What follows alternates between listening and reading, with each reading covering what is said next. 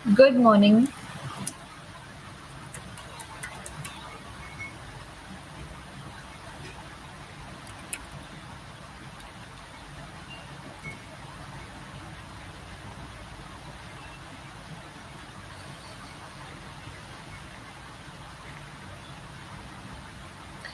Okay, so last session में हमने Harappan civilisation से जुड़े हुए आर्टिफैक्ट्स वगैरह डिस्कस किए। इसके साथ-साथ हमने मौर्यन एम्पायर के बारे में भी डिस्कशन किया, उससे जुड़े हुए आर्ट एंड आर्किटेक्चर को हमने देखा।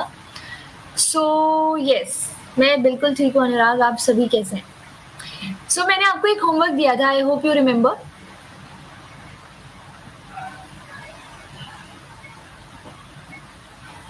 क्या आप उस महिला का नाम बता सकते हैं? फर्टिलिटी गॉडेस है अंकिता, नाम क्या टर्म यूज की गई है? शलभंजिका, यस एग्जैक्टली। शलभंजिका वो नाम है, मतलब हमने उस दिन फर्टिलिटी की गॉडेस को देखा था। हाँ, शलभंजिका ही है, ठीक है, यस। तो ये शलभंजिका जो आपने उस दिन तोरण पर हमने तोरण पर देखा था कि तोरण पर किस तरीके से डेकोरेशन के लिए यहाँ पे शलभंजिका जो है उनको बनाया गया है।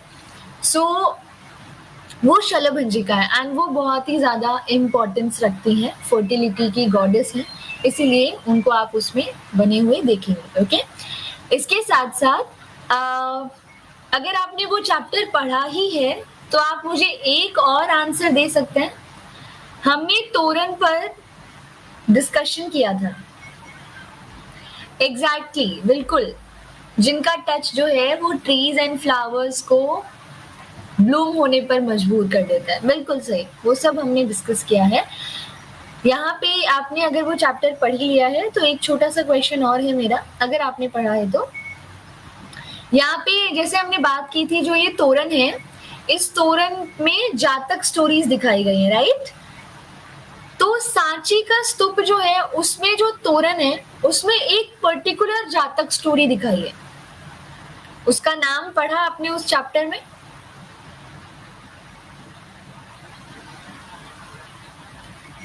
कोई बता सकता है? उसी चैप्टर में उस पर्टिकुलर जातक स्टोरी का नाम भी दिया गया है।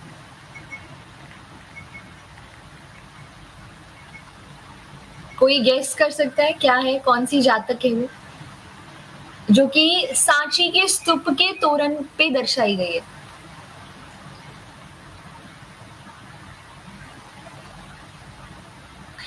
अच्छा ठीक है, ये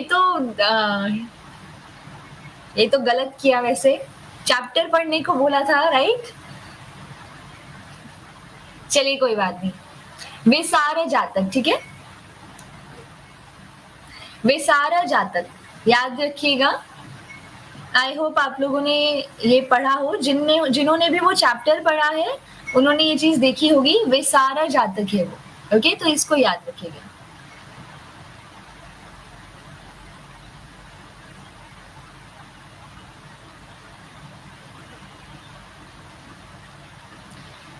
चलिए, तो आज हम क्या करने वाले हैं? आज हम पोस्ट मॉरियन पीरियड डिस्कस करेंगे। पोस्ट मॉरियन पीरियड का आधा तो हम डिस्कस कर चुके हैं। कोई बताएगा लास्ट सेशन में हमने क्या बात की थी पोस्ट मॉरियन पीरियड से जुड़ी हुई? कुछ तो डिस्कशन किया है लास्ट सेशन में भी हमने। स्तूप, स्तूप याद हो आपको? तो स्तूप जो है उनमें जो हमने तोरण देखा, वेदिका एंड बाकी के जितने एलिमेंट्स हमने देखे थे। शिवांगी ठीक है, सेशन खत्म होने दीजिए फिर मैं आपको दिखाती हूँ फाइन आर्ट्स की बुक की पिक्चर, ठीक है? यस, तो हमने लास्ट सेशन में स्तूप डिस्कस किया था सांची का। तो सांची का स्तूप मौर्यन पीरियड का है या फिर पोस्ट मौर्यन है? क्योंकि हमने ये पढ़ा था कि मौर्यन पीरियड में तो सिर्फ माउंट्स बनाए गए, प्रॉपर मैनर में वो सारी चीजें जो फर्दर ऐड की गई है वो पोस्ट मौर्यन में। क्यों? क्योंकि पोस्ट मौर्यन पीरियड में ही तो आपको बुद्धिज्म में फर्दर यहाँ पे नई नई चीजें आती हुई देखने को मिलती है। हाँ हाँ अनअकैडमी प्लस जो भी आपका नाम है, आप बिल्कुल कंटिन्यू कर सकते हैं। मैं बस थोड़ा सा रिवाइज कर रही थी, दैट्स इट, और कुछ नहीं। Gateway Jyoti, it's a gateway right. 4 gateways आप देखेंगे, तोरण गेटवे। ओके, यस, तोरण जो यहाँ पे जो सांची का स्तूप है पोस्ट मौर्यन पीरियड से जुड़ा हुआ है, ठीक है, जो एमपी में है। ओके जानवी, आप लोग देखिएगा मौर्यन पीरियड जो है उससे जुड़े हुए स्तूप जब आप देखोगे ना, तो वो सिर्फ और सिर्फ माउंट्स बने हुए हैं, इस तरीके से माउंट्स हैं, बाकी कुछ भी नहीं है उसमें। लेकिन ये फर्दर जो डिटेल्स ऐड करते हैं ना ये लोग, जो वेदिका है, हर्मिका, फिर वेदिका, प्रदक्षिणा पथ, ये सब चीजें जो पिछले सेशन में हमने डिस्कस की, ये पोस्ट मौर्यन पीरियड से जुड़ा है। पोस्ट मौर्यन पीरियड में बहुत सारी चेंजेस आ रहे हैं, क्योंकि आप देखोगे बुद्धिज्म जो है वो अपनी ओरिजिनल टीचिंग से भटक रहा है।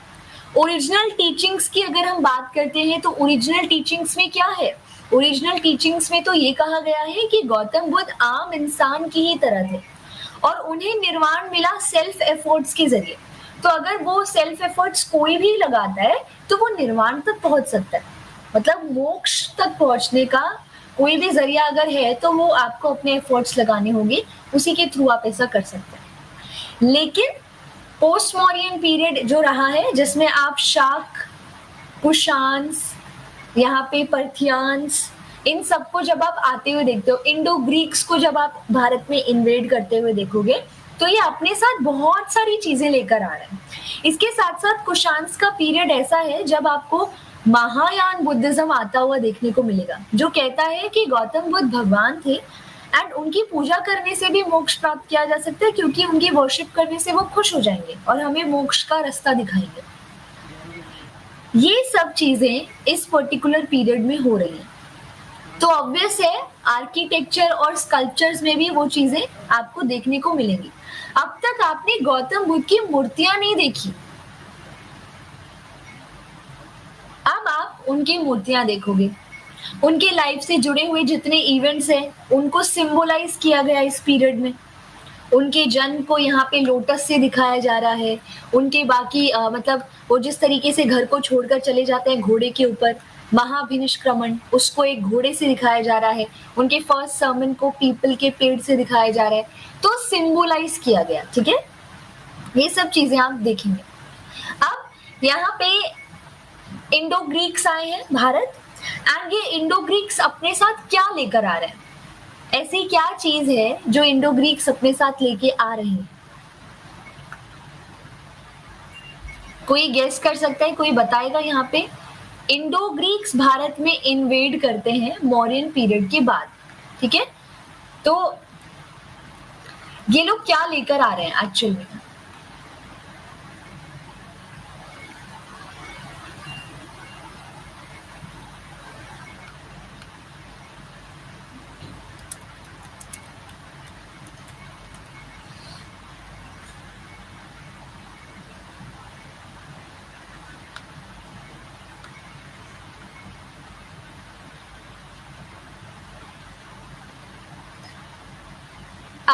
ज्योति, जो धौलीगिरी आप कह रहे हैं, थोड़ा सा अगर इसको आप 2 पार्ट्स में डिवाइड करो। गिरी यानी कि पर्वत है, ये एक हिल है। यहाँ पे कुछ कंस्ट्रक्शन नहीं है, यहाँ पे आप अशोक के इंस्क्रिप्शन को देखोगे, इसी वजह से अशोक जो है वो उनसे कनेक्टेड है, ठीक है। यस, यहाँ पे देखिए सबसे पहली चीज जिसके लिए हम लोग इंडो ग्रीक्स को याद रखेंगे वो है कॉइन्स। एग्जैक्टली पंकज, वो क्या लेकर आए हमारे लिए? कॉइन्स लेकर आए। कॉइन्स कैसे लेकर आए? So there is a inscription Ashoka, यहाँ पे धौलीगिरी, वो कह रहे हैं धौलीगिरी को कंस्ट्रक्ट किया है या नहीं? इट्स अ पर्वत, वो एक हिल है, उसको आप कैसे कंस्ट्रक्ट करेंगे? वहां पे स्तूप है, वहां पे इंस्क्रिप्शन है अशोक का, इसी वजह से वो अशोक से कनेक्टेड है, ठीक है। एग्जैक्टली ज्योति, मैं वही कह रही हूँ आपको। इस तरह से कनेक्टेड है अशोक धौलीगिरी से। Okay yes. तो इंडो ग्रीक्स जो भारत आ रहे हैं वो सबसे पहले क्या कर रहे हैं, सबसे पहले वो यहाँ पर कॉइन्स इंट्रोड्यूस कर रहे हैं। अब तक हमने कॉइन्स कौन से पढ़े, पिछले सेशन में कौन से कॉइन्स हमने देखे थे, पंच्ड मार्क कॉइन्स। इन पंच मार्क कॉइन्स का कोई रेगुलर शेप नहीं होता था, राइट। किसी तरह का रेगुलर शेप आप इनका नहीं देखेंगे, इसके ऊपर पंचिंग की जा रही है, आप इनके ऊपर 3 मार्क्स पंच्ड जरूर देखोगे, ओके। लेकिन यहाँ इंडो ग्रीक्स अपने साथ कॉइन्स जो लेकर आए वो रेगुलर शेप के थे, मतलब एक प्रॉपर शेप, और वो कौन सा है, जनरली आप उन कॉइन्स को सर्कल में देखोगे। इन कॉइन्स की ये खास बात भी थी कि इन पर राजाओं की तस्वीर बनी होती थी। राजा की तस्वीर जो है वो यहाँ पर बनी होगी इस तरह से हैट पहनकर, एंड उसके बाद यहाँ पर उसका नाम होगा। आप ये भी जानते होंगे कि जेम्स प्रिंसेप ने अशोक के इंस्क्रिप्शंस में जो खरोष्टी स्क्रिप्ट का यूज हुआ है उसको इन्हीं कॉइन्स के हेल्प से डेसिफर किया था, गोल्ड कॉइन्स है एग्जैक्टली। जेम्स प्रिंसेप ने क्या किया, इन कॉइन्स को देखा, इन कॉइन्स पर एक राजा की तस्वीर है और ग्रीक लेटर्स में नाम लिखा हुआ है उस राजा का। अब ग्रीक तो उनको आती थी, एंड एक ऐसा ही कॉइन जिसमें पिक्चर सेम है राजा की, लेकिन खरोष्टी के जो सिंबल्स हैं उससे नाम लिखा गया है। सो द थिंग इज, यहाँ पे यही इंडो ग्रीक कॉइन्स थे, गोल्ड के कॉइन्स थे, जो कि क्या कर रहे हैं, जेम्स प्रिंसेप को हेल्प करते हैं अशोक की खरोष्टी जो स्क्रिप्ट है उसको डेसिफर करने में। एंड देन उसके बाद आप जानते हैं अशोक एक बहुत ही यहाँ पे अट्रैक्टिव पर्सनालिटी बन गया सारे हिस्टोरियंस के लिए, और उन्होंने फिर उसके ऊपर स्टडी करना शुरू कर दिया। तो ये इंडो ग्रीक्स यहाँ कॉइन लेकर आए, गोल्ड कॉइन्स। एग्जैक्टली शिवांगी, पहली बार इंडो ग्रीक्स ही गोल्ड कॉइन्स लेकर आते हैं।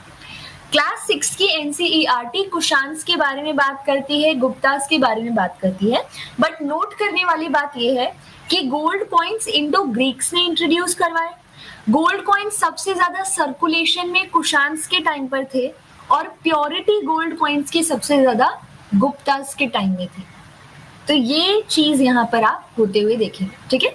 तो कॉइन्स लेकर आ रहे हैं हमारे लिए रेगुलर शेप के, गोल्ड के भी कॉइन्स हैं, सिल्वर के भी कॉइन्स हैं, बट इसके साथ साथ जो सबसे बड़ी चीज ये लेकर आए वो था हेलेनिस्टिक स्कूल ऑफ आर्ट। आखिर ये क्या है, हेलेनिस्टिक आर्ट क्या चीज है? ये मूर्ति कला का एक टाइप है, मतलब कि स्कल्पचर मेकिंग का एक टाइप है हेलेनिस्टिक आर्ट। हम इसको कह सकते हैं ग्रीक में, यहाँ पे जो ग्रीस है वहां पर इस तरह का आर्ट होता था, इस तरह से स्कल्पचर्स बनाए जाते थे। एक पिक्चर मैं आपको दिखाती हूँ, आई होप ये क्लियर हो, थोड़ी सी धुंधली है ये, लेकिन आप कुछ फीचर्स यहाँ पे नोट कर सकते हैं इस हेलेनिस्टिक आर्ट से बने हुए स्कल्पचर के। आप यहाँ पे कर्ली हेयर्स देख सकते हैं, ये एक बहुत ही इंपॉर्टेंट फीचर है हेलेनिस्टिक आर्ट का, कि उसमें हेयर्स जो होते हैं, जो बाल होते हैं, उनको कर्ली दिखाया जाता है। इसके साथ साथ जो कपड़ा होगा, जो बॉडी के ऊपर कपड़ा दिखाया जाएगा वो ड्रापरी होगा, मतलब आप उसमें ड्रैप्स और सिलवटें आप देख सकते हैं, जैसे कि इस पिक्चर में आप देख सकते हैं। ये जो भी इन्होंने इस तरह से पहना हुआ है, इसमें आप ड्रैप्स देख रहे हैं, सिलवटें जो लगी हुई है, बनी हुई है। ये हेलेनिस्टिक आर्ट की एक खास फीचर है जो आप उसमें देखते हो।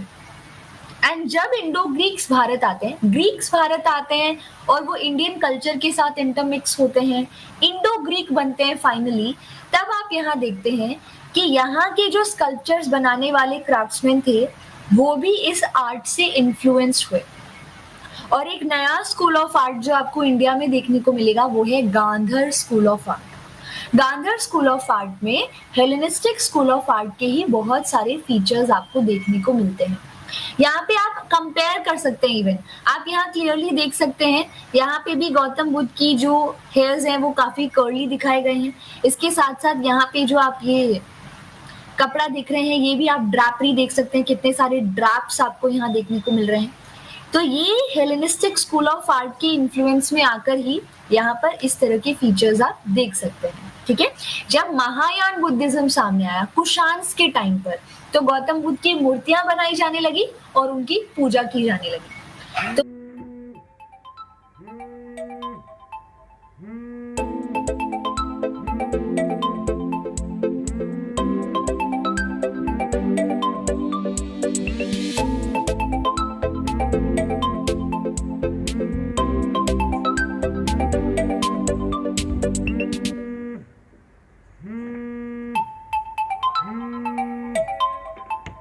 गांधर एरिया में ही आपको यहाँ देखने को मिलेगा।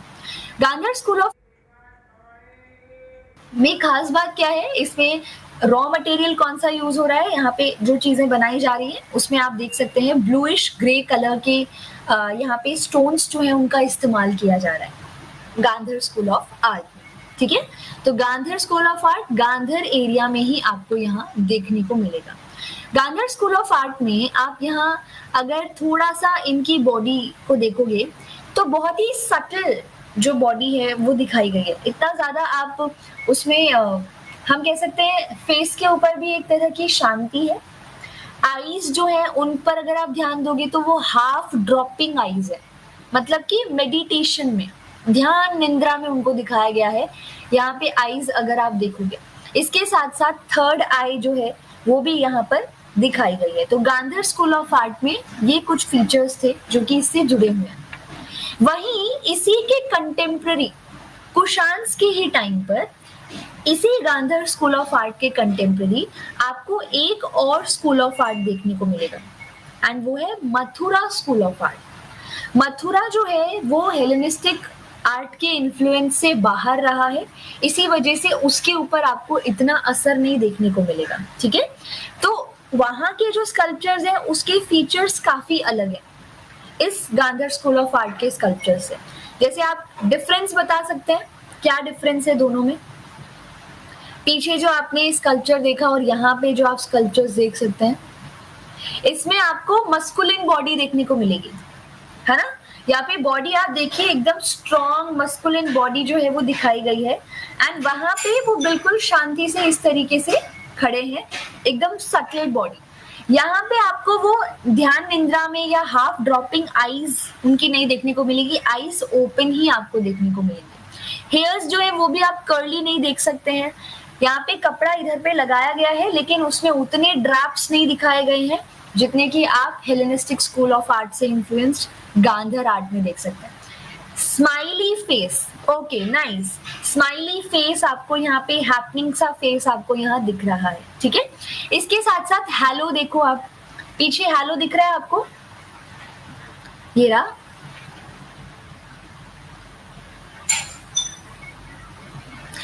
अगर गांधर स्कूल ऑफ आर्ट को देखोगे तो उसमें जो हैलो होता है ना उसको डेकोरेट नहीं किया जाता, यहाँ पे नो डेकोरेशन, कुछ भी नहीं है। लेकिन अगर इसमें आप देखेंगे तो इसमें आपको इस तरीके से अर्धचंद्र बने हुए देखने को मिलेंगे ऐसे। ओके, एंड यहाँ पे मटेरियल भी अलग है, वहां पे ब्लूइश, यहाँ पे ब्लूइश ग्रे सैंडस्टोन था, यहाँ पे रेड सैंडस्टोन से इसको बनाया गया है। ठीक है, तो ये चीज आप यहाँ देख सकते हैं। इवन यहाँ जो पीछे आप देख रहे हैं ना, ये जो आप देख रहे हैं ये दोनों कौन है, कोई बता सकते हैं? इवन यहाँ पे दो और हैं, चार हैं, ये है बोधिसत्व। जैसे जैसे महायान आगे बढ़ा और ग्रो करने लगा वैसे वैसे गौतम बुद्ध की पूजा तो होती ही थी, गौतम बुद्ध की मूर्तियों की, बोधिसत्वों की पूजा भी होने लग गई। महायान बुद्धिज्म का एक बहुत इंपॉर्टेंट कंसेप्ट बोधिसत्व भी है। वो व्यक्ति जो कि निर्वाण प्राप्त करने के बाद अपना आजीवन, पूरा जीवन जो है वो मेडिटेशन में नहीं बिताता, बल्कि आम जनता के बीच में वापस आता है और आम जनता को मदद करता है निर्वाण तक पहुंचने के लिए। मतलब अपने एक्सपीरियंसेस के आधार पर लोगों को मदद कर रहा है निर्वाण तक पहुंचने के। तो ये महायान का एक बहुत इंपॉर्टेंट पार्ट है। तभी वो अपने यान को, अपने व्हीकल को, या फिर महायान जो अपना एक पाथ बता रहा है उसको महान कह रहे हैं। और यहाँ दूसरी जो ओरिजिनल टीचिंग्स है उसको हीन यान कहा गया। उन्होंने कहा कि जो तुम्हारा यान, तुम्हारा व्हीकल जो मोक्ष तक पहुंचा रहा है वो हीन है, क्योंकि उसमें एक व्यक्ति निर्वाण प्राप्त करने के बाद क्या करता है? मेडिटेशन करता है। कितना सेल्फिश व्यक्ति है ये, निर्वाण प्राप्त करने के बाद, जबकि ये अपने एक्सपीरियंसेस के आधार पर लोगों की मदद कर सकता है, लेकिन नहीं, ये तो अपना आजीवन मेडिटेशन में ही बिता देता है। तो यहाँ उस ओरिजिनल टीचिंग्स को हीन माना जा रहा है। और यहाँ पे आप क्या देख रहे हैं, यहाँ पर महान कैसे? क्योंकि बोधिसत्व का कंसेप्ट सामने आ रहा है। ठीक है,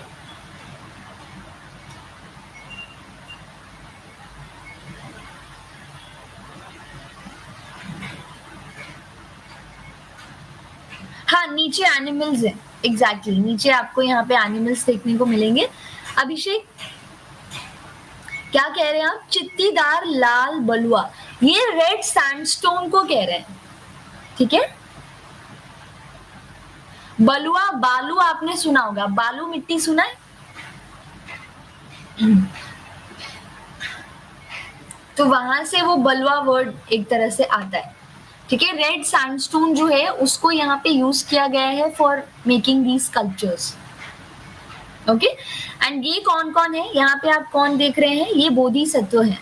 यहाँ बहुत फेमस बोधिसत्वस रहे हैं, अवलोकितेश्वर है, वज्रपाणी है, पद्मपाणी है, ये सब बोधिसत्वस ही रहे हैं जिनके स्कल्पचर्स आप पीछे देख सकते हैं। These are disciples, okay.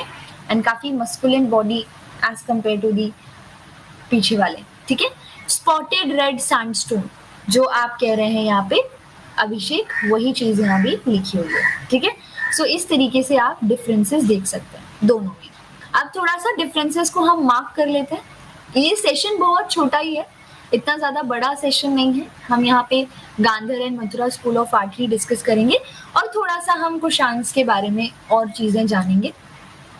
तो ये आप डिफरेंसेस नोट कर सकते हैं, किसके राइम में है? गांधर एंड मथुरा दोनों कुशांस के टाइम पर ही है। ये गांधर एरिया जो नॉर्थ वेस्ट फ्रंटियर है वहां पर आपको देखने को मिलेगा।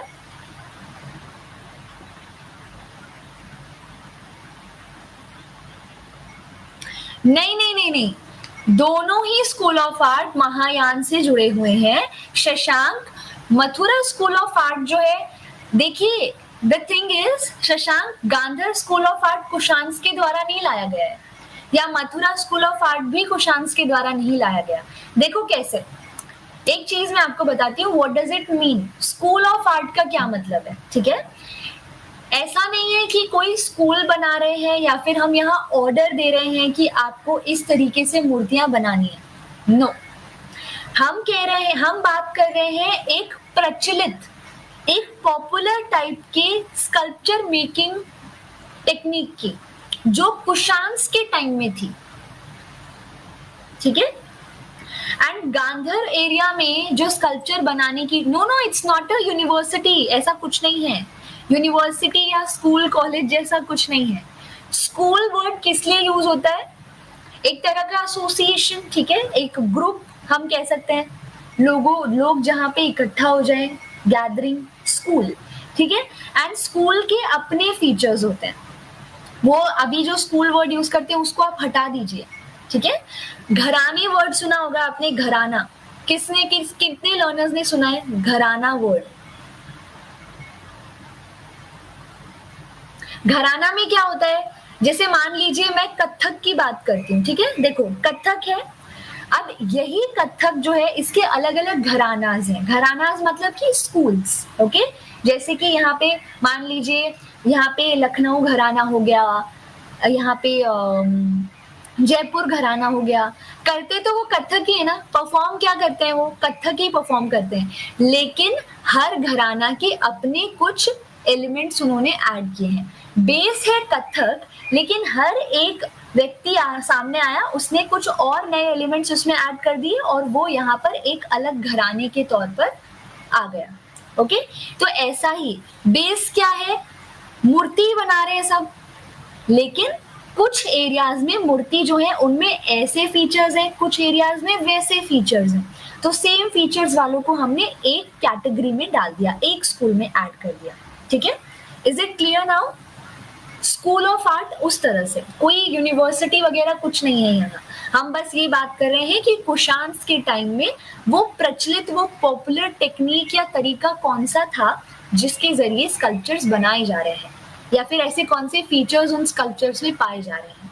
तो गांधर स्कूल ऑफ आर्ट मतलब कि मूर्तियां ही हैं, बट उसमें हेलेनिस्टिक स्कूल ऑफ आर्ट के कुछ फीचर्स देखने को मिलते हैं।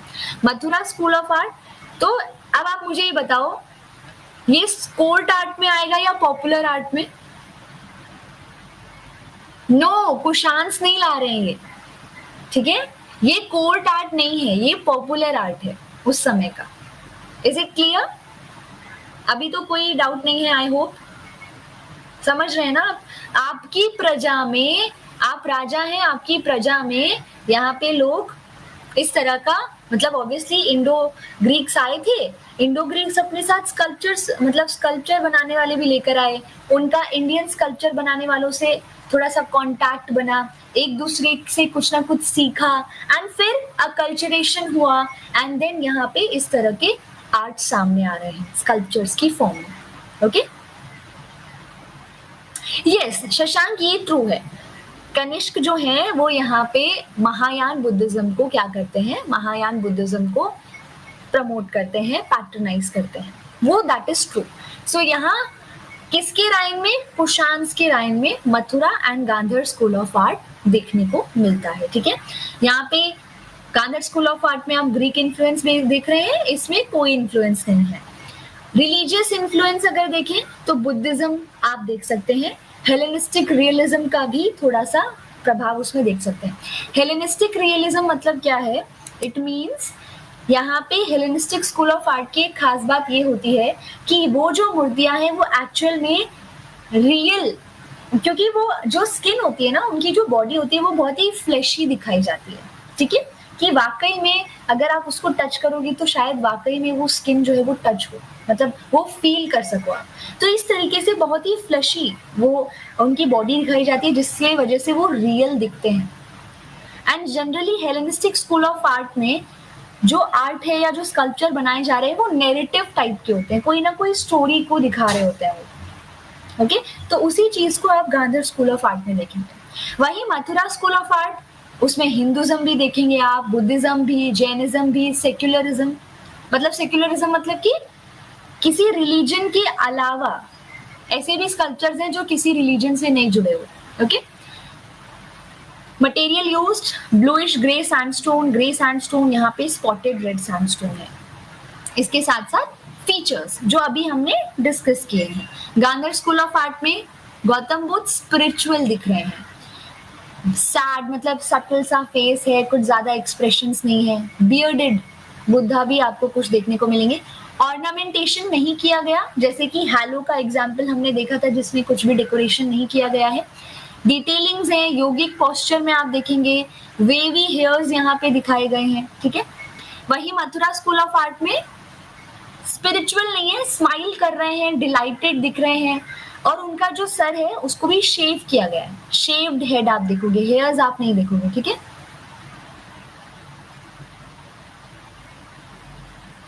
तंग कपड़े का मतलब होता है खिंचे हुए कपड़े, अभिषेक, फ्लोई नहीं होते हैं वो, टाइट क्लोथ।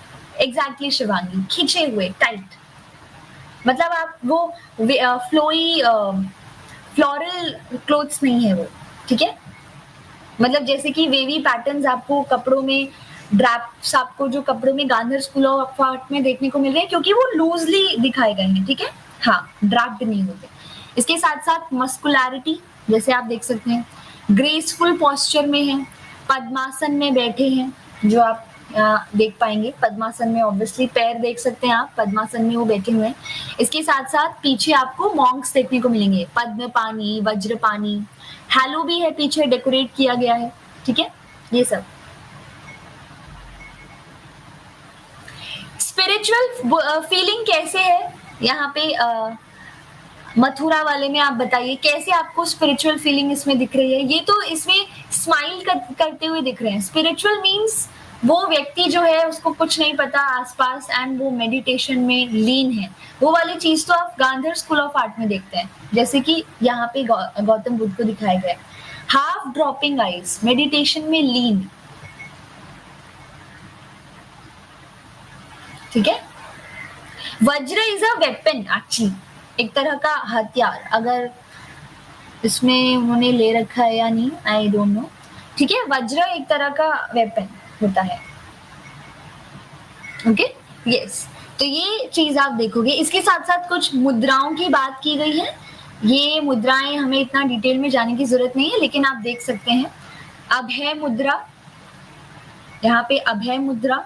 उसके बाद भूमि स्पर्श मुद्रा, जिसमें गौतम बुद्ध भूमि को स्पर्श कर रहे हैं। उसके बाद ध्यान मुद्रा, मेडिटेशन, एंड धर्म चक्र मुद्रा, यहाँ पे प्रीचिंग मुद्रा। तो इस तरह की बहुत सारी मुद्राओं में आपको गौतम बुद्ध जो है वो देखने को मिल सकते हैं, मूर्तियां जो बनाई गई हैं उसमें। ओके, सो ये Gandhar and Mathura school of art जो आपको कुशान्स के टाइम पर देखने को मिलता है। आखिर कुशान्स क्या और सिखा रहे हैं हमें? जैसे इंडो ग्रीक्स तो हमारे लिए हेलेनिस्टिक स्कूल ऑफ आर्ट लेकर आते हैं and then Gandhar school of art में उसका प्रभाव आप देख सकते हैं। उसके बाद आते हैं शक, ठीक है, और ये शक क्या कर रहे हैं? ये शक अपने साथ क्या लेकर आए? Satrap system. I hope you know satrap का क्या मतलब होता है।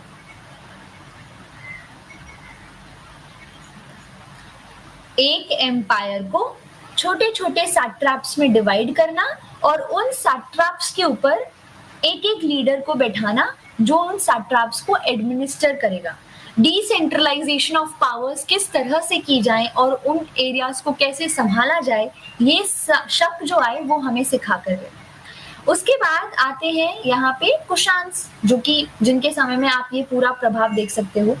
इंडो ग्रीक्स ने ये इंट्रोड्यूस किया था एंड उसके बाद कुशान्स के टाइम पर आप ये इम्प्लीमेंट होते हुए देख रहे हो स्कल्पचर्स के ऊपर, ठीक है, ये आप देखेंगे। हाँ शिवांगी, कुछ ऐसे ही, ओके। एंड एक चीज और यहाँ पे जो कुशान्स के बारे में हम बात कर रहे थे, कुशान्स हमारे लिए लेकर आए कैवेलरी। क्या होता था, अब तक आपने देखा कि मौर्य जो है उनके आर्मी में हाथी हुआ करते थे, मगध में हाथी बहुत पाए जाते थे, ठीक है, हाथी elephants were the most important one, ठीक है। एंड इसके साथ साथ आप यहाँ पे देखेंगे जो इन्फेंट्री है वो भी काफी ज्यादा इम्पोर्टेंट होती थी, लेकिन कैवेलरी जो है वो हुआ करती थी बट उनको कभी इतना इम्पोर्टेंस आप मिलते हुए नहीं देखोगे, ठीक है। यहाँ पे घोड़े का इस्तेमाल इतना ज्यादा आप नहीं देखेंगे। धीरे धीरे करके कुशान्स ने उस चीज को सामने रखा, ठीक है। कुशान्स ने यहाँ पर कैवेलरी यानी घुड़सवार सैनिकों को युद्ध में कैसे यूज किया जाए वो हमें सिखाया। क्योंकि कुशान्स की कैवेलरी क्यों फेमस है? कुशान्स की जो कैवेलरी है उसकी अगर बात की जाए तो कुशान्स की कैवेलरी में आप देखेंगे घुड़सवार सैनिकों की प्रॉपर यूनिफॉर्म होती थी, ठीक है, प्रॉपर यूनिफॉर्म आप उनकी देख सकते हैं। यहाँ पर उनके बूट्स होते थे बड़े बड़े एंड यहाँ पे पूरे हथियार है, हेलमेट है, ये सब चीजें, मतलब कैवेलरी जो है वो ज्यादा इम्पोर्टेंट कैसे है, वो किस तरीके से स्पीड मिलती है एक घुड़सवार सैनिक को घोड़े पर बैठने से, कैसे वो बेटर तरीके से आर्मी में अपना कंट्रीब्यूशन दे सकता है, वो सारी चीजें भी कुशान्स ही लेकर आता है। कुशान्स एक चीज और लेकर आते हैं और वो है फ्यूडेटरी सिस्टम। फ्यूडेटरी सिस्टम मतलब कि सामंतवाद। कुशान्स ने किसी भी रूलर को हरा दिया। मान लीजिए कि हम सब कुशान रूलर्स हैं और हमने युद्ध लड़ा और सामने वाले किंगडम को हरा दिया। उस किंगडम को हराने के बाद ऑब्वियस है कि वो राजा को हटाकर वो किंगडम मेरे किंगडम में मर्ज हो जाएगा और वो मेरे अंडर आ जाएगा। और उस किंगडम में अब मुझे जो एडमिनिस्ट्रेटिव वर्क मैं यहाँ करती हूँ, जो एडमिनिस्ट्रेशन यहाँ है, वही सारी चीजें मुझे वहां पर भी इंट्रोड्यूस करानी पड़ेगी क्योंकि अब वो मेरे किंगडम का हिस्सा बन चुका है। लेकिन कुशान्स ने क्या किया? कुशान्स के पीरियड में फ्यूडेटरी सिस्टम की, सामंतवाद की थोड़ी सी झलक आपको देखने को मिलेगी। इस पीरियड में आप देखेंगे कुशान्स ने जिन भी रूलर्स को हराया, उनको हराने के बाद उस रूलर को फ्यूडल चीफ बना दिया उसी किंगडम का जो कि कभी उसका हुआ करता था, और एडमिनिस्ट्रेशन जो है वो भी उसी तरह से चलेगा जैसे कि पहले चला करता था। फर्क बस इतना है, उस किंगडम का राजा अब उसका राजा नहीं बल्कि कुशान रूलर्स के अंडर एक फ्यूडल चीफ की तरह वहां काम करेगा। तो फ्यूडेटरी सिस्टम, सामंतवाद जो है वो यही शुरू होता है। एग्जैक्टली शशांक, यहाँ पे गुप्तास जो है, यहाँ पे श्री गुप्त जो है वो कुशान्स के फ्यूडेटरी ही थे और यही फ्यूडेटरी जो है आगे चलकर एम्पायर बनाते हैं, ठीक है। कुशान्स ने राजाओं से शुरुआत की थी कि हम राजाओं को उनका किंगडम वापस दे दिया करेंगे और उन्हें फ्यूडल चीफ बना दिया करेंगे। इसके साथ साथ कुशान्स ने अपना जो एरिया, उनका खुद का किंगडम जो उनके अंडर है, वहां पर भी उन्होंने फ्यूडेटरी सिस्टम को ही फॉलो किया। बहुत से इन्फ्लुएंशियल लोग, ट्रेडर्स, मर्चेंट्स, इसके साथ साथ जमींदार, उनको यहाँ पर चुनकर फ्यूडल चीफ्स बनाया गया। श्रीगुप्त जो कि गुप्ता एम्पायर को इस्टेब्लिश करेंगे, वो एक वैश्य वर्ण से आने वाले व्यक्ति हैं, मतलब कि वो ट्रेड वगैरह में काम किया करते थे। एंड फिर उनको यहाँ पे फ्यूडल चीफ बनाया गया। जैसे ही वो देखेंगे कि सेंट्रल अथॉरिटी कुशान्स की कमजोर हो गई है, वैसे ही वो उस एरिया को फ्री करके गुप्ता एम्पायर को इस्टेब्लिश करेंगे। Is it clear? तो नेक्स्ट जो हमारा सेशन होगा, ऑब्वियस ही बात है, हम उसमें गुप्तास के बारे में ही पढ़ने वाले हैं।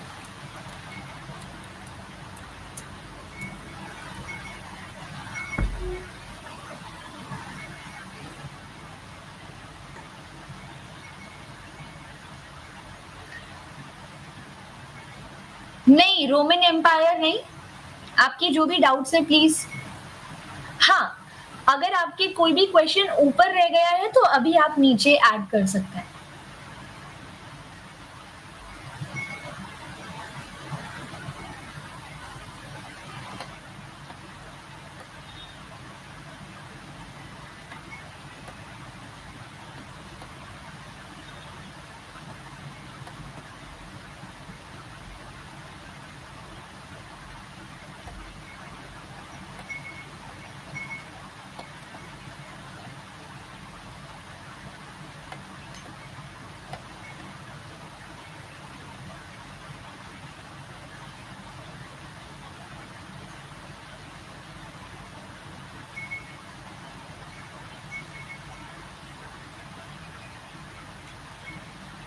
सैट्रैप सिस्टम आमिर, सैट्रैप सिस्टम में क्या होता है, ये फ्यूडल सिस्टम की तरह है, मतलब कि फ्यूडलिज्म जैसा ही है लेकिन थोड़ा सा डिफरेंट है। ओके, यहाँ पर देखो मैं आपको सीक्वेंस में बताती हूँ। जब मौर्य आए तो उन्होंने क्या किया, उन्होंने यहाँ पर पूरे मौर्यन एम्पायर को प्रोविंसीज में डिवाइड किया। इन प्रोविंसीज का जो हेड होता था वो यहाँ पे राजा का बेटा होता था, यानी कि युवराज। ओके, मान लीजिए चंद्रगुप्त मौर्य अगर यहाँ सेंटर में बैठे हैं तो उनके जो बेटे होंगे वो आपको प्रोविंस के हेड देखने को मिलेंगे। अब जरूरी नहीं है कि जितनी प्रोविंस है उतने बेटे हों, तो जो बच गई प्रोविंसीज उधर पर राजा की ही फैमिली का कोई मेंबर होता था। अब ये जो गवर्नर्स प्रोविंसीज पर बैठाए गए, इनके पास एब्सोल्यूट या इतनी ज्यादा पावर्स नहीं होती थी, लिमिट में ही पावर्स होती थी, क्योंकि अर्थशास्त्र कहता है पावर्स को सेंट्रलाइज रखना ही बेटर है। इसी वजह से अर्थशास्त्र के अकॉर्डिंग ही चंद्रगुप्त मौर्य चाणक्य की गाइडेंस के अंडर चल रहे थे एंड पावर्स को मौर्यन एम्पायर में सेंट्रलाइज्ड ही रखा गया है। गवर्नर्स को इतनी ज्यादा पावर नहीं थी। ओके, अब आते हैं हम सैट्रैप सिस्टम में।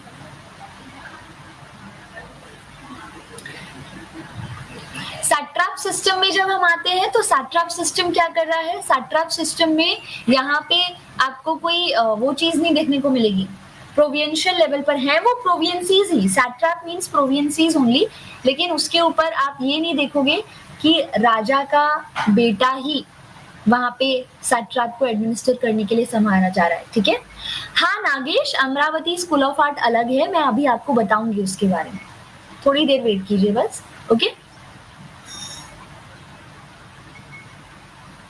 सैट्रैप system was by Shakas and then आता है फ्यूडल सिस्टम। फ्यूडल सिस्टम जो है वो ज्यादा डिसेंट्रलाइज्ड सिस्टम था, बहुत ज्यादा डिसेंट्रलाइज्ड सिस्टम था एंड इसी का फायदा उठा के तो फिर ये जितने भी फ्यूडल चीफ्स थे इन्होंने अपने आप को फ्री करके एंड फिर ये राजा बन गए। तो वो चीज आ गई। ओके, एंड फिर फ्यूडल सिस्टम से ही हर्षवर्धन एम्पायर भी आएगा एंड फ्यूडल सिस्टम में से ही राष्ट्रकूटा भी आएंगे, तो सब फ्यूडल सिस्टम का ही पूरा फायदा उठाएंगे। ठीक है, is it clear?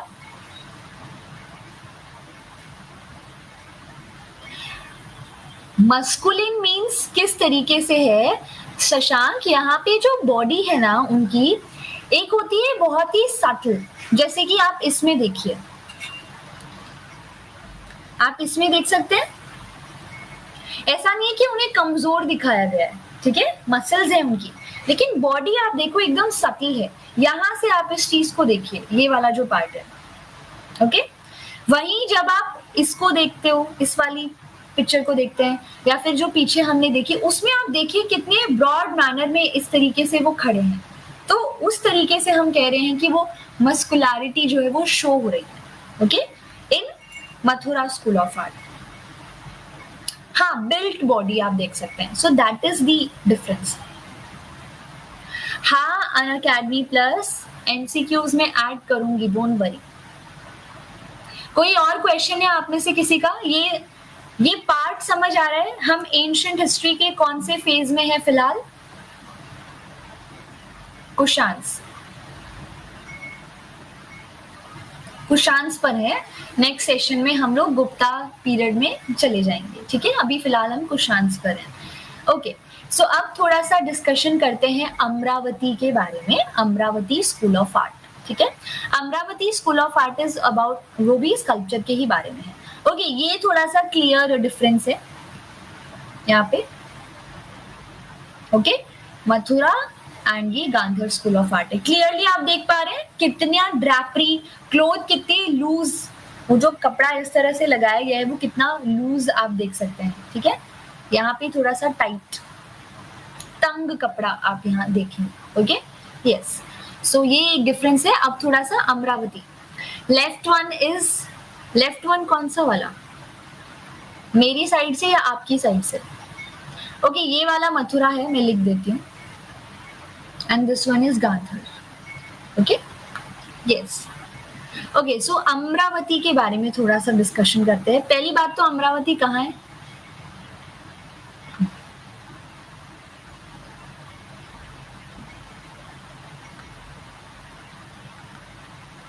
Okay, nice, it's in Andhra Pradesh, okay? Andhra Pradesh में आपको अमरावती देखने को मिलेगा। अमरावती के बारे में थोड़ा सा डिस्कशन हमने कल भी किया था, कुछ बता सकते हैं आप उसके बारे में कि हमने क्या डिस्कशन किया है?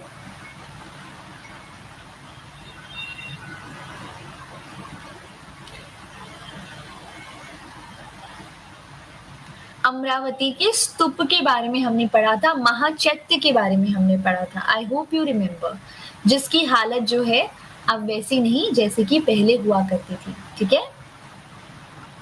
ओके,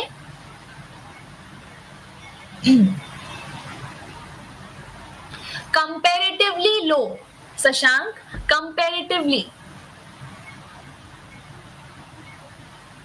जो डेकोरेशन है वो कंपैरेटिवली कम है as compare to Mathura, okay? Yes, हमने कल बात की थी अमरावती के स्तूप के बारे में, ठीक है?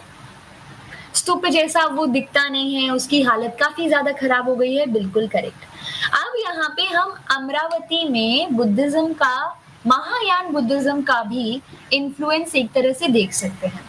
अमरावती स्कूल जो है उसके कुछ फीचर्स अगर हम यहाँ नोट करें, या फिर सबसे पहले हम यहाँ पे बात करें अबाउट कौन से किसके राइम में आपको ये देखने को मिलेगा, तो अमरावती स्कूल ऑफ आर्ट थोड़ा सा आगे, थोड़ा सा लेट आ रहा है, जिस समय में आपको इक्ष्वाकु देखने को मिलते हैं, ठीक है?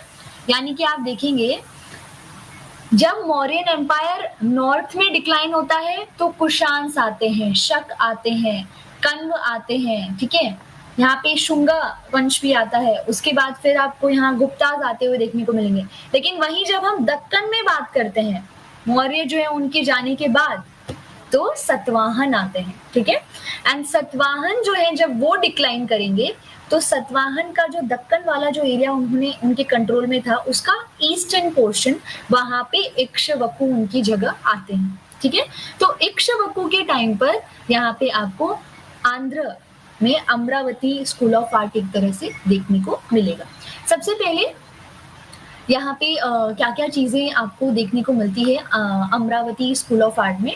अमरावती स्कूल ऑफ आर्ट में स्तूप, उसकी तो हालत खराब हो गई है, उसके बारे में तो हम इतना कुछ नहीं बात कर सकते हैं, लेकिन अमरावती के जो स्कल्पचर्स हैं उनमें मूवमेंट है। मतलब जैसे यहाँ पर क्या चीज है, यहाँ पे क्या हो रहा है, वो बैठे हुए हैं, ठीक है? यहाँ पे आप स्टैटिक पोर्शन, हाँ, यहाँ पे क्या चीज है, यहाँ पे आप एक जगह बैठे हुए, एक जगह खड़े, इस तरह से आप देख रहे हैं।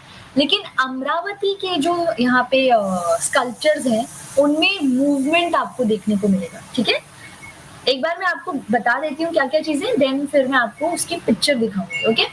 अमरावती, तो अमरावती स्कूल ऑफ आर्ट को आप कैसे डिफाइन करोगे? Narrative art. वहां पे क्या चीज दिखेगी आपको? नैरेटिव आर्ट, मतलब नरेट की गई है, जातक स्टोरीज हैं गौतम बुद्ध से जुड़ी हुई, उनका नरेशन आपको उन स्कल्पचर्स में देखने को मिल सकता है। तो उसमें मूवमेंट है अमरावती स्कूल ऑफ आर्ट में, और इसी वजह से ये दोनों से ही अमरावती स्कूल ऑफ आर्ट काफी हद तक डिफर करता है। इसके साथ साथ गौतम बुद्ध की लाइफ से जुड़े हुए जो इवेंट्स है ना, जिनकी मैं बार बार बात कर रही थी, उनकी लाइफ से जुड़े हुए इवेंट्स जिनको क्या किया गया है, जिनको यहाँ पे सिंबलाइज किया गया है, वो सारी चीजें भी आप clearly Amravati school of art में देख सकते हैं। ओके, यहाँ पे गौतम बुद्ध की बर्थ से जुड़ी हुई कहानी है, या फिर जो उन्होंने सर्मन दिया, ये सारी चीजें नैरेटिव फॉर्म में दिखाई गई हैं। किसके अंदर? अमरावती स्कूल ऑफ आर्ट में। तो उसमें इंटेंस इमोशन आपको देखने को मिलेगा। ठीक है, बॉडी भी काफी हद तक स्लिम दिखाई गई है, मूवमेंट आपको उसमें देखने को मिलेगा।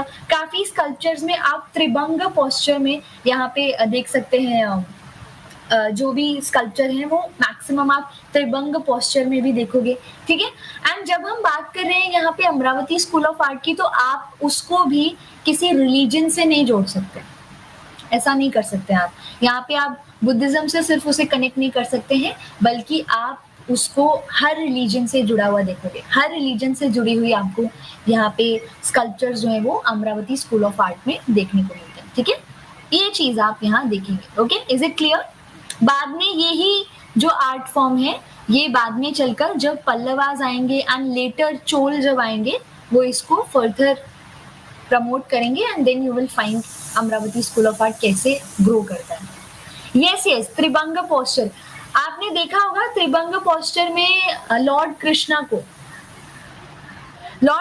को देखा है कभी आपने? छोटी उंगली पे पहाड़ लिया है एंड वो किस तरह से त्रिभंग पोस्चर में होते हैं। इवन फ्लूट पकड़ते हैं जब, तब भी वो त्रिभंग पोस्चर में होते हैं। तो ये कहा जाता है कि आगे चलकर जो आप ओडिसी डांस में tribhanga posture is most important posture. Even previous year एक क्वेश्चन भी था, त्रिभंग पोस्चर ओडिसी डांस का सबसे इम्पोर्टेंट पोस्चर है। जब भी उस डांस फॉर्म में ट्रांजिशन होता है, आप एक चीज से दूसरे में, फॉर एग्जांपल फल तोड़ के आप बास्केट में रखना दिखा रहे हैं, तो उसमें भी आपके जो बॉडी मूवमेंट है वो कैसे होगा? त्रिभंग पोस्चर में ही ट्रांसफॉर्म होता है। तो त्रिभंग पोस्चर इज बहुत ही कॉमन पोस्चर जिसमें बॉडी एकदम सटल और रिलैक्स फील करती है। तो इट इज एक्चुअली कनेक्टेड, आप किसी रिलीजन से उसको कनेक्ट नहीं कर सकते हैं। वो एक बहुत ही ब्यूटीफुल और रिलैक्स दिखाता है बॉडी को। तो त्रिभंग पोस्चर, त्रिभंग मीन्स 3 बेंड्स। ठीक है, 3 बेंड्स यहाँ पे। ओके, मैं आपको दिखाती हूँ, 1 मिनट रुक जाइए, सिर्फ मुझे 2 मिनट दीजिए प्लीज, 2 मिनट, एंड देन मैं आपको दिखाती हूँ।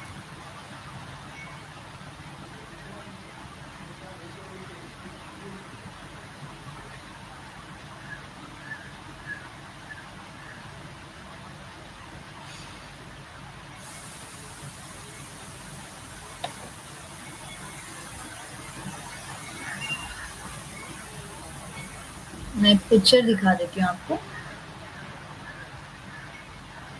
Just a second.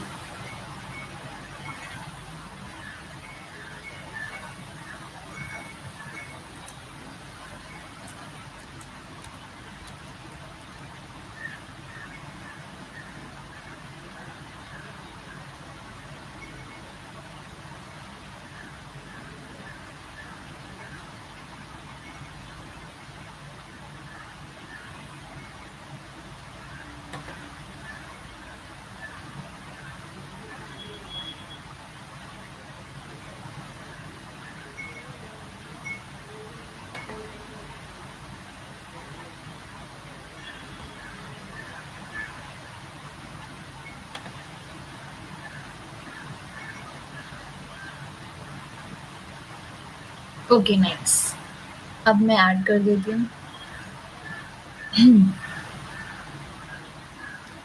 आप लोगों ने ये देखा होगा, आई होप सो, ये देखा है? यस, हाँ, फर्स्ट लेक्चर में जैसे डांसिंग गर्ल। ओके, उसके बाद ये देखिए,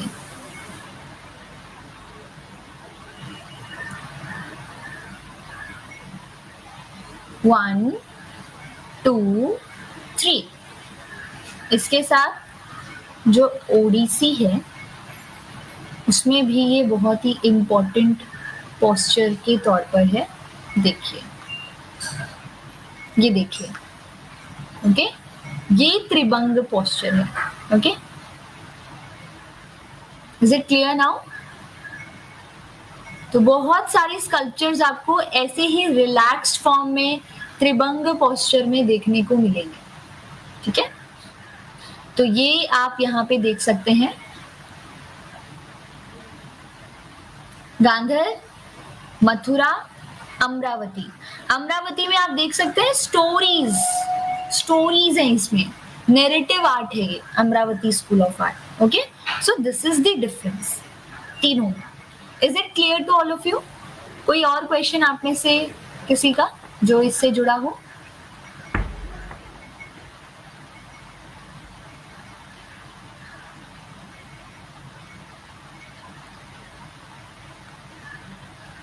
ओके, सो ये है पोस्ट मॉडर्न पीरियड के स्कल्पचर्स। ओके, एंड ये हमने फिलहाल कवर किए हैं। नेक्स्ट सेशन में हम गुप्तास को आते देखेंगे। एक चीज, गुप्तास का जो पीरियड है वो स्टडी करते वक्त हमें क्या याद रखनी है, वो ये है कि जो अर्ली गुप्ता रूलर्स होंगे, आप उन्हें देखेंगे कि वो बुद्धिज्म को पैटर्नाइज करेंगे, लेकिन धीरे धीरे करके ब्राह्मणिज्म में कुछ ऐसी नई नई चीजें आने लगेंगी कि ब्राह्मणिज्म हिंदुज्म का रूप लेने लगेगा। यानी ब्राह्मणिज्म में टैंट्रिज्म ऐड होगा, टेम्पल कंस्ट्रक्शन जैसी चीजें, एंड हिंदुज्म जो है उसकी पॉपुलैरिटी आपको गुप्तास के टाइम में आती हुई देखने को मिलेगी।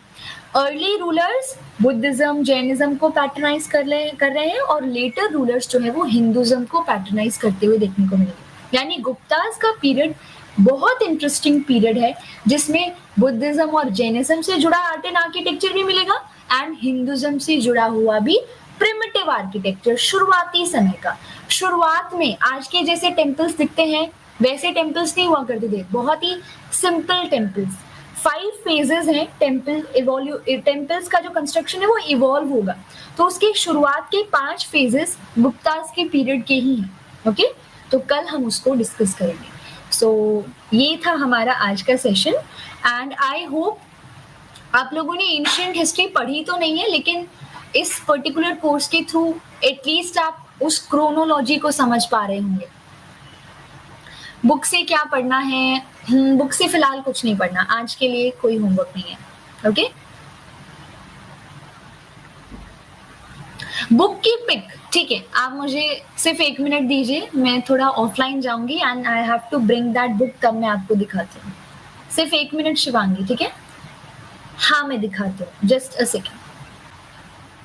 Okay, am I clearly visible? ये दिख रही है आपको?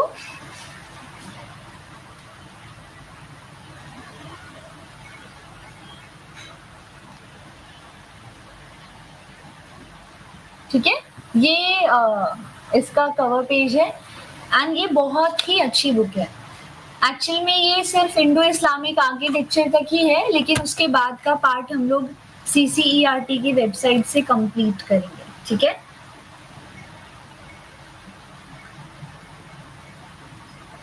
Is it clear? कोई क्वेश्चन आप में से किसी का?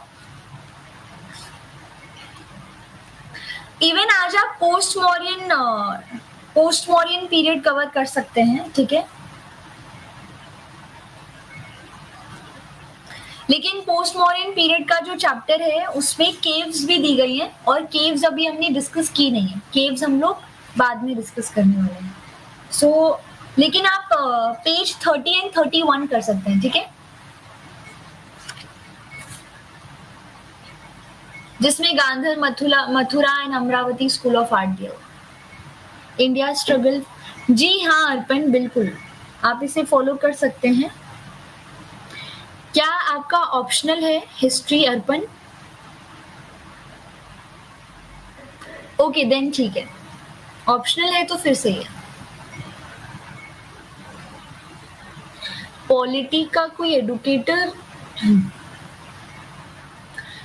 दीपिका मैम ले रही है ना सेशंस पॉलिटी पे, एंड स्नेहल, हाँ यस, स्नेहल त्रिपाठी सर भी ले रहे हैं.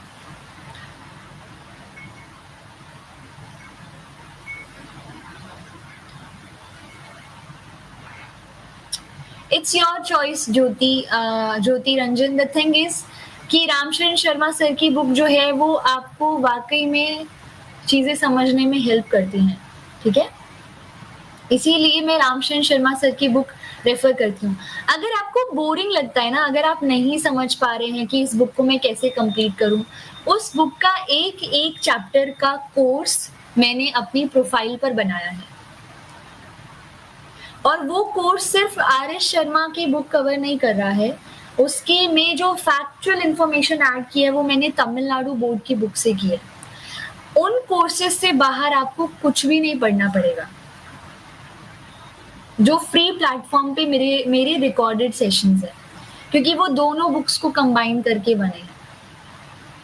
हालांकि 1 साल पुराने हैं, बट फिर भी at least you can do that.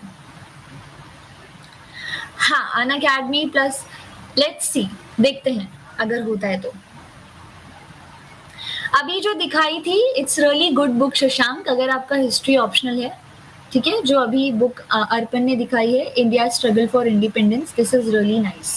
आप ये फॉलो कर सकते हैं for obviously modern history. And अगर हम बात करते हैं एंशिएंट और मेडिवल की, तो फिर आप उपिंदर सिंह कर सकते हैं, ठीक है.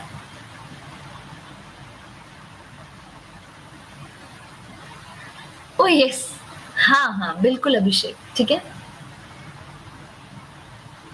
उपिंदर सिंह, यस शशांक, उपिंदर सिंह. एंड ऐसा नहीं है कि सब कुछ ही, अपना सिलेबस लेके बैठिए और उसमें से सिलेक्टिव रीडिंग्स.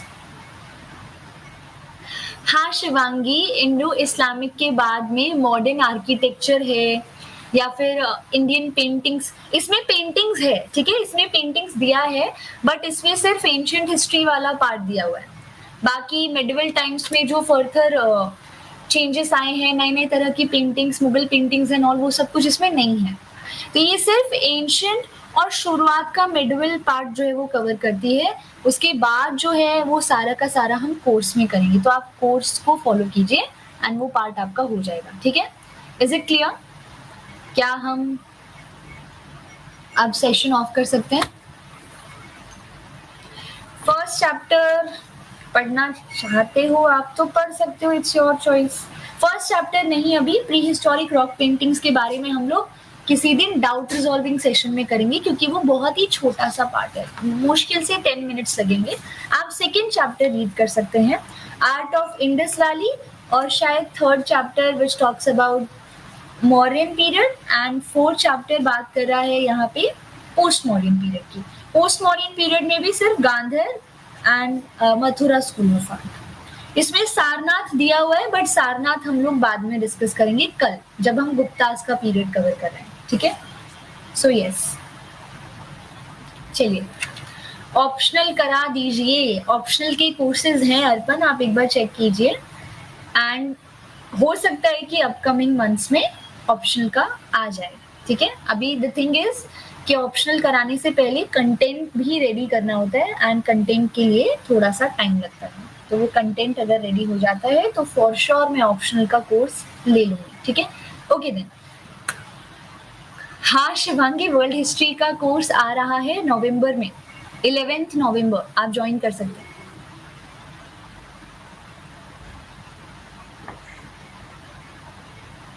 चलिए, so thank you so much and stay tuned.